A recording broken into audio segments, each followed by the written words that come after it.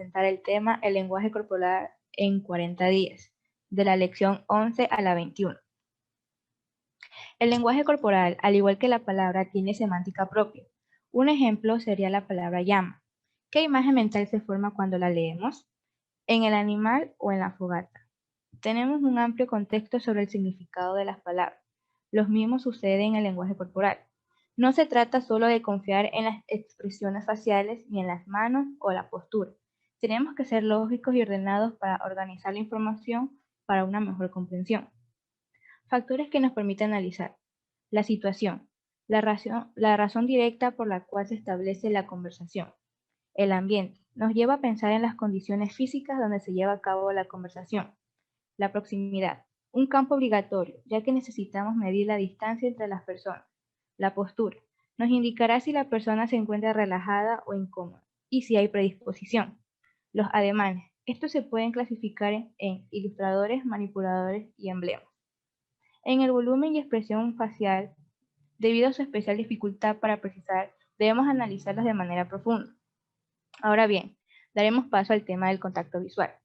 En ciertos casos es muy útil, aunque a veces puede interferir en nuestras relaciones diarias, ya sea porque somos tímidos o queremos pasar desapercibidos. En la mayoría de casos, cruzar miradas con un extraño se puede romper de manera instantánea, ya que se considera algo inadecuado.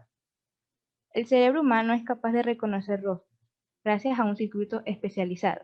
Es por eso que cuando vemos una nube, de cierta forma, podemos asociarla con algún objeto o algún rostro. Si te cuesta mirar a los ojos, puedes buscar el punto medio entre ambos y fijarte en él. Esto nos ayudará a mantener la mirada en los ojos de otra persona sin sentirte incómodo. El poder detallar el perfil y movimiento sin perder el hilo de la conversación. El contacto visual es recomendable y beneficioso, ya que potencia nuestra atención y concentración en el rostro de la persona. Hay personas que empiezan a hablar en un momento antes de haber pensado. Esta frase es de Jean de la Bruyère. Nos dejamos llevar por los nervios en el momento que precisamente deberíamos mostrarnos más calmados y en perfecto dominio de la situación. Podría existir un momento de mayor tensión emocional en un marco de trabajo profesional en una entrevista de trabajo. Nos dejamos llevar por los nervios en el momento en que precisamente deberíamos mostrarnos más calmados y en perfecto dominio de la situación. Uno de los ingredientes que empeoran la situación es el hecho de estar sentados ergonómicamente. Pero ¿cómo podemos estar tranquilos cuando estemos sentados?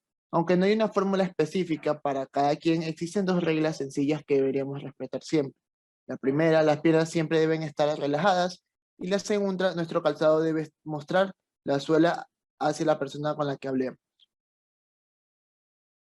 Bueno, ahora vamos con esta pequeña pregunta. ¿Por qué nos comunicamos? La versión más sencilla de este problema es solicitar algún tipo de información. Y funciona de la siguiente manera. Número uno, en uno u otro caso, asumimos que la persona que rompe el hielo tiene la necesidad de cierta información. Dos, quien rompe el hielo crea un factor de dependencia hacia sí mismo.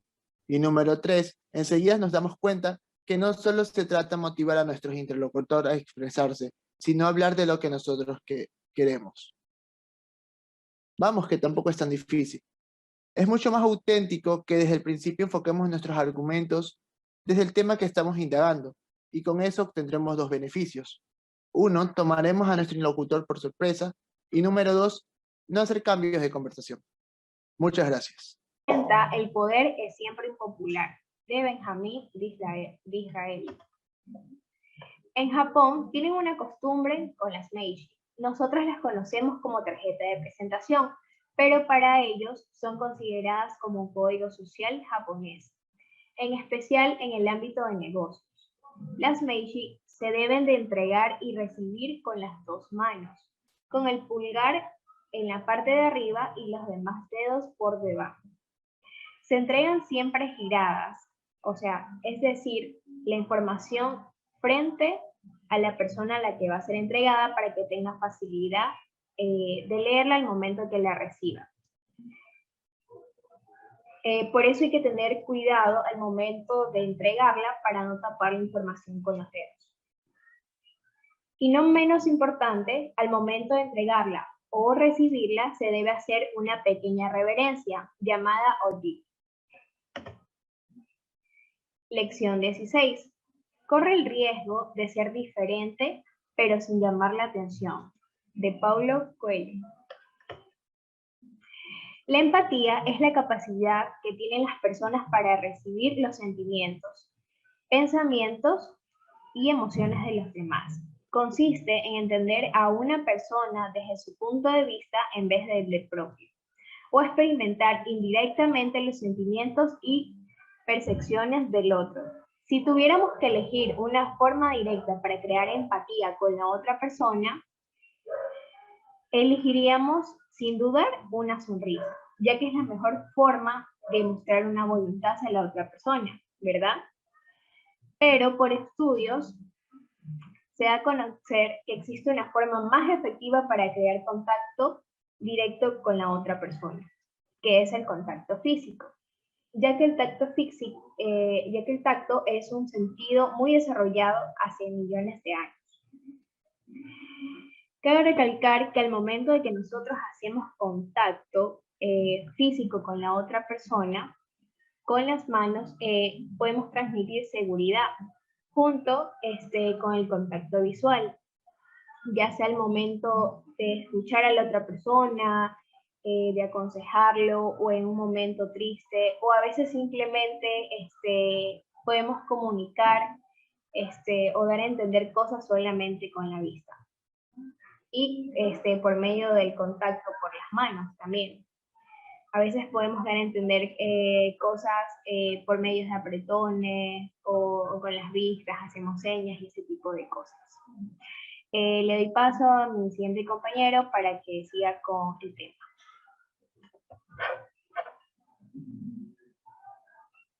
Optimista es que mira tus ojos. Pesimista es que mira tus pies. Gilbert Keith Creston. Si la vista se dirige hacia arriba, estamos recurriendo a la memoria visual. Si es a los lados, es a la auditiva. Si es hacia abajo, a la cinéstica. Si los ojos se orientan hacia derecha, está usando creatividad.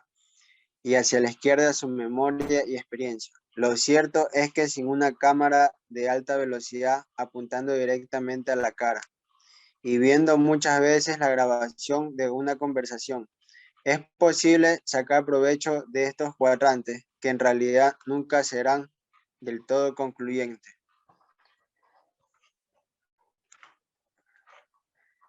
Hablar bien es un arte, así como escuchar bien. Epicteto de Frigia. Cuando hablamos, en el cerebro actúan dos centros principales, el que se encarga de servir las palabras en el andén para su salida y el que efectivamente lleva a cabo la operación de expresarlas. Digamos que te hacen una pregunta realmente sencilla, ¿cómo te llamas? O te preguntan sobre una dirección. El proceso en este caso no tendría mayor inconveniente.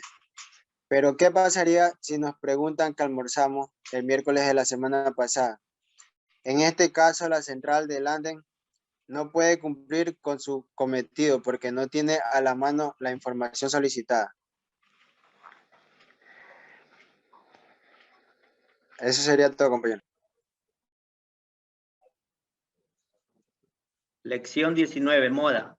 Algunos la condenan como frívola, otros viven pendientes de la última tendencia y nadie duda que es un movimiento importantísimo, no solo a nivel de estético, sino económico. La manera como nos mostramos al mundo es innegablemente importante y a pesar de ello nunca nos enseñan cómo hacerlo correctamente. Más aún, en ocasiones casi pensamos que ir con la moda es coartar la individualidad.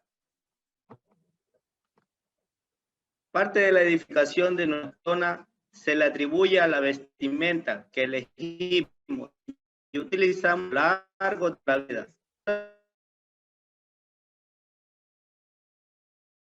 La social de nuestro cuerpo nos define, nos excluye de grupos de clases sociales, nos protege, nos cataloga.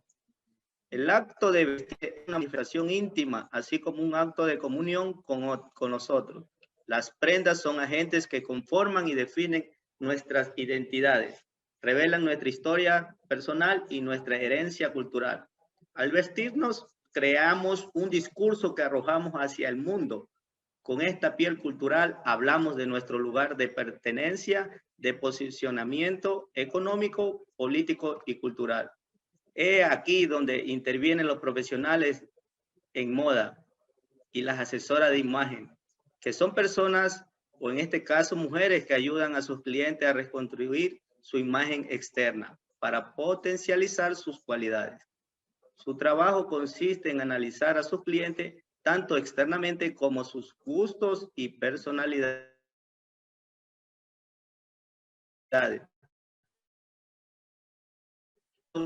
En un armario que es la identidad del mismo.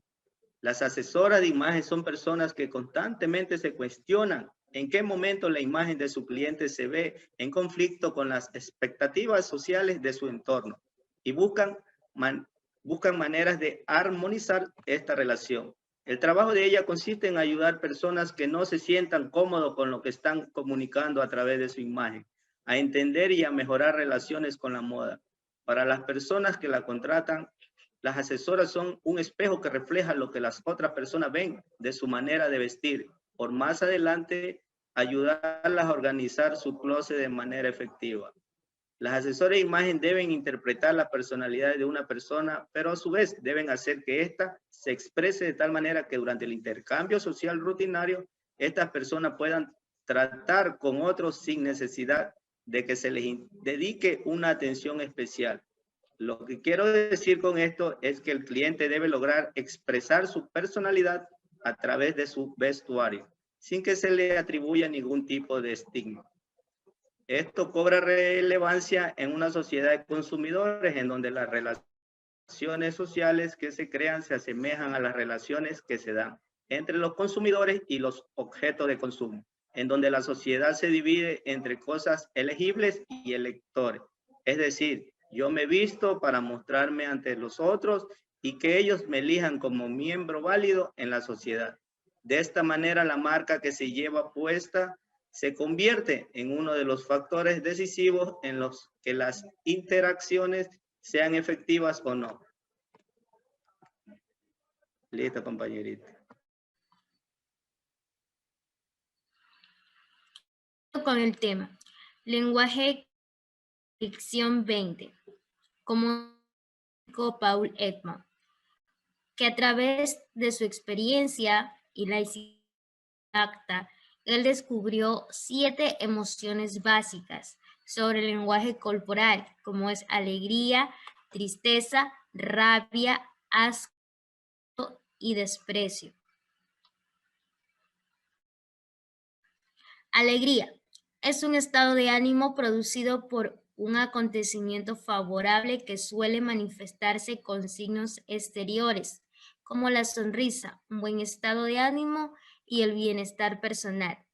Tristeza es un químico que ocurre por un momento desfavorable, que suele manifestar con signos exteriores como el llanto, pesimismo, melancolía, falta de ánimo, baja autoestima, en otros estados de insatisfacción.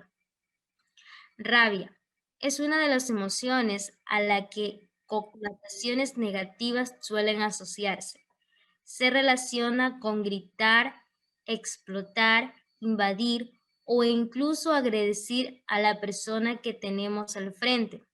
Sin embargo, es una emoción que de un tono neutro, pero que, como todos, corre el riesgo de elevarse. Asco es la respuesta emocional causada por la repugnancia que se tiene a alguna cosa o por una impresión desagradable causada por algo. El asco es una emoción básica y adaptiva, pues nos ayuda a asegurar nuestra supervivencia. Sorpresa se define como una emoción repentina que se manifiesta de un evento que no esperabas.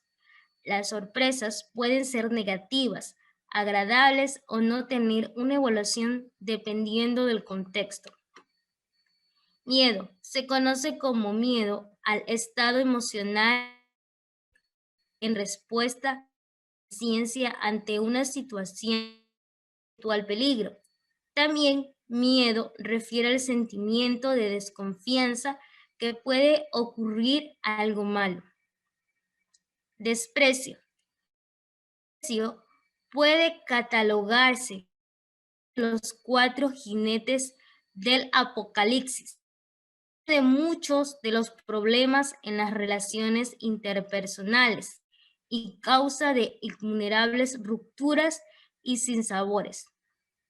Sus tentáculos son largos y pueden causar mucho daño, como afirmaba Voltaire. Todo es salvo el desprecio. Por última parte, poner a prueba nuestros nervios es perfeccionar habilidades, dicho por Edmund Burke. Los nervios son un conjunto de fibras de un tipo particular que conduce entre el sistema nervioso central y distintas partes. Este grupo tiene la forma de un condón blanquecino y la capacidad de transmitir ondas eléctricas. Los impulsos nerviosos o potenciales de acción a gran velocidad. Por lo general, el impulso nervioso es el cuerpo celular de una neurona y pasa del axis extremo por nazi, logra transmitirse a otra neurona. Y muchas gracias.